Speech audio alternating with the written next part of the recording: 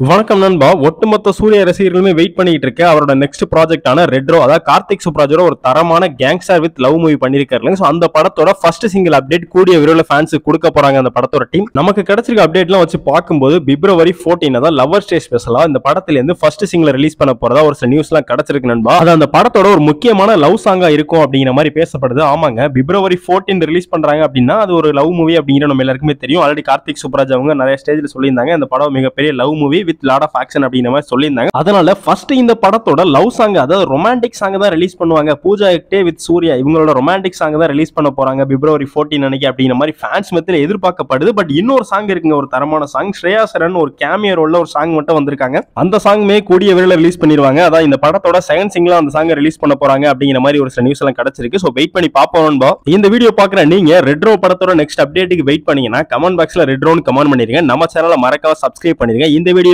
உங்களுக்கு தெரிஞ்ச சூர்யா ரசிகர்களுக்கு ஷேர் பண்ணுங்க. தேங்க்யூ நண்பா.